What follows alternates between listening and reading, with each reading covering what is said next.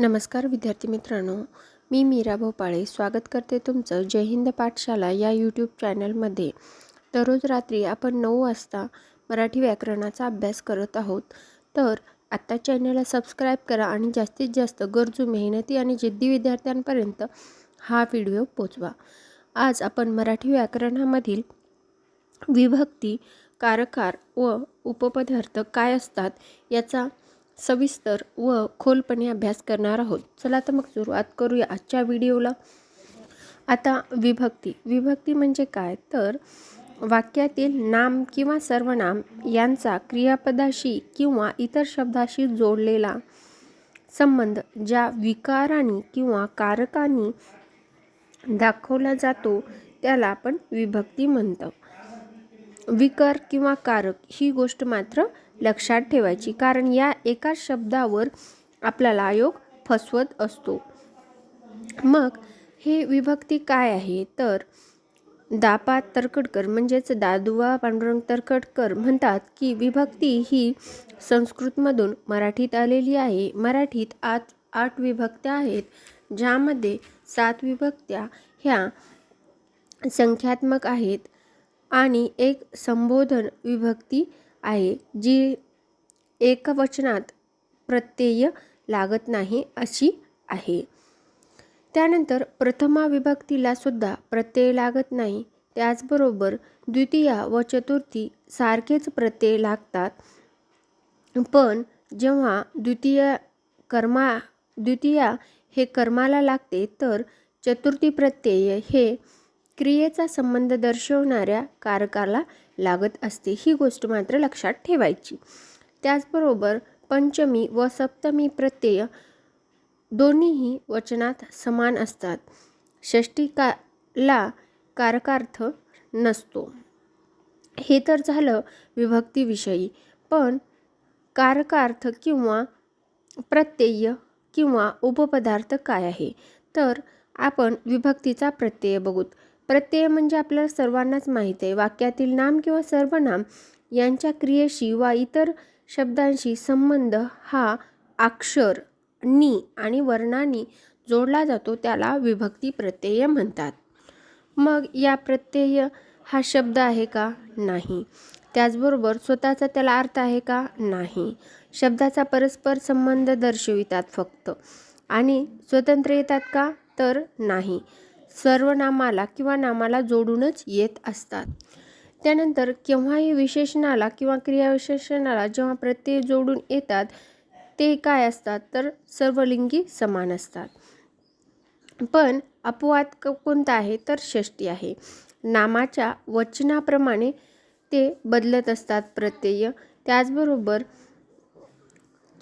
विभक्ती हे चरण प्रत्यय आहे, पण त्याला अपवाद आहे षष्टी व सप्तमी। त्याचबरोबर शब्दयोगी अव्यय हे प्रत्ययाचे कार्य करतात, म्हणून त्यांना विभक्ती प्रतिकार रूपक अव्यय असं सुद्धा म्हणत असतात। कारकार्थ। आता कारकार्थ काय आहे, तर वाक्यातील नामाचा किंवा सर्वनामाचा थेट क्रियापदाशी जो संबंध असतो त्याला आपण कारकार्थ म्हणतो। मग ही कारकार्थ किती आहे? मुख्य कारकार्थ 6 आहेत। कर्ता हा क्रिया करणारा आहे। कर्म हे ज्याच्यावर क्रिया घडते असं असतं। कारण म्हणजे ज्या क्रियेचं साधन किंवा आपण ज्या साधनानं क्रिया करतो त्याला आपण कारण म्हणू शकतो। संपादन हे ज्याला दान दिले जाते किंवा ज्याच्यासाठी क्रिया होते त्याला संपादन असं म्हणतात। त्याचबरोबर अपादान काय असतं, तर अपादानला आपण सोप्या शब्दात सांगायचं झालं तर आपल्याला ब्रेकअप हा शब्द खूप आठवतो, त्यामुळे अपादान म्हणजे ब्रेकअप ही गोष्ट लक्षात ठेवायची। म्हणजेच काय, मराठीमध्ये दुरावा किंवा वियोग दर्शविणे। अधिकरण म्हणजे क्रियेचा वेळ किंवा ठिकाण सांगणे। यानंतर उपपदार्थ काय आहे, तर जेव्हा वाक्यातील नामाचा संबंध क्रियापदाशी नसून वाक्यातील इतर शब्दाशी असतो तेव्हा त्याला उपपदार्थ म्हणतात। द्वितीया व संबोधन या विभक्तीला उपपदार्थ नाही, ही गोष्ट मात्र लक्षात ठेवायची, कारण हे एक सूत्र म्हणता येईल याप्रमाणे आहे. यानंतर आपण विभक्ती प्रत्यय, विभक्ती व कारकार्थ एकवचनामध्ये आणि अनेकवचनामध्ये काय असतं हे पाहूया. प्रथम जेव्हा विभक्ती होते तेव्हा एकवचन व अनेकवचनात कुठलाही प्रत्यय न लागता कारकार्थ हा कर्ता असतो. त्यानंतर द्वितीय जेव्हा विभक्ती होते तेव्हा एकवचनामध्ये सलाते हे प्रत्यय लागतात व अनेकवचनामध्ये सलानाते हे प्रत्यय लागतात. मग याच्यात कारकार्थ कुठला आहे तर कारकार्थ कर्म आहे. त्यानंतर तृतीय विभक्तीमध्ये ने एशी हे एकवचनामध्ये प्रत्यय लागतात तर नि शी ई ही अनेकवचनामध्ये प्रत्यय लागत असतात. मग याचा कारकार्थ मात्र करण असतो किंवा त्यालाच आपण साधन म्हणतो. ज्या साधनाने क्रिया केली जाते त्या साधना हे तृतीय विभक्तीमध्ये येत असतं. त्यानंतर चतुर्थीमध्ये एकवचनामध्ये सलाते हे प्रत्यय लागतात तर अनेकवचनामध्ये सलानाते हे प्रत्यय लागतात. म्हणजेच काय तर द्वितीय आणि चतुर्थी या दोघांनाही सेम प्रत्यय जरी लागत असतील तरी द्वितीय ज्यावेळेस विभक्ती होत असते कर्माला द्वितीय प्रत्यय लागतो तर चतुर्थीमध्ये मात्र हा संबंध दर्शवणारा कारकार्थ असतो. मग त्याचा कारकार्थ काय आहे तर संप्रदान हा चतुर्थी विभक्तीचा कारकार्थ आहे. त्यानंतर पंचमीमध्ये एकवचनाला ऊन हून लागतं तसेच अनेकवचनाला सुद्धा ऊन हूनच लागतं. मग पंचमीचा कारकार्थ काय आहे तर अपादान. अपादान म्हणजे ब्रेकअप ही गोष्ट मात्र लक्षात ठेवायची. त्यानंतर षष्टीला एकवचनामध्ये चा ची ची हे प्रत्यय लागतात आणि अनेकवचनामध्ये चे ची च्या हा प्रत्यय लागून संबंध हा कारकार्थ असतो. सप्तमीमध्ये तई आ तसंच अनेकवचनामध्ये तई आ हे प्रत्यय लागतात आणि अधिकरण हे त्याचा कारकार्थ असतो. त्याचबरोबर संबोधनामध्ये ज्यावेळेस संबोधन विभक्ती होते त्यावेळेस एकवचनामध्ये कुठलाही प्रत्यय लागत नाही पण अनेकवचनामध्ये नो हा प्रत्यय लागतो. ज्याप्रमाणे आपण हे कारकार्थ म्हणून हाक मारतो त्यावेळेस संबोधन ही विभक्ती होत असते.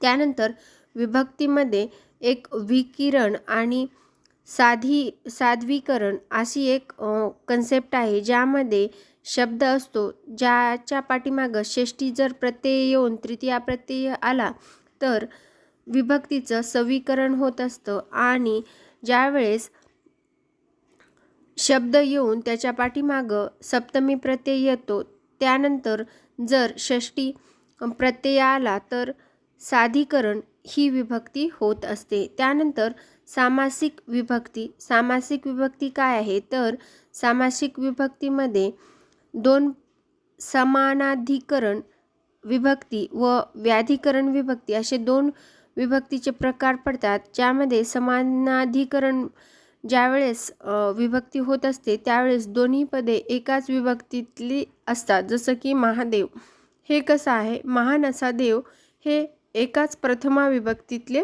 आहेत. पण व्याधिकरणामध्ये तसं नसतं. दोन्ही पदे भिन्न भिन्न विभक्तीतले असतात. जसं की राजवाडा राजाचा वाडा. चा प्रत्यय कुठं आहे तर चा प्रत्यय हा षष्टीमध्ये आहे आणि वाडा आ प्रत्यय कुठं आहे तर तो वेगळा आहे. त्यामुळं इथे काय होते तर सामासिक विभक्ती होऊन व्याधिकरण हे होत असते. चला तर मग व्हिडिओ शेवटपर्यंत पाहिल्याबद्दल धन्यवाद. आणि हो व्हिडिओ आवडत असतील तर लाईक करा, चॅनलला सबस्क्राईब करा आणि जास्तीत जास्त गरजू मेहनती आणि जिद्दी विद्यार्थ्यांपर्यंत हा व्हिडिओ पोहोचवा.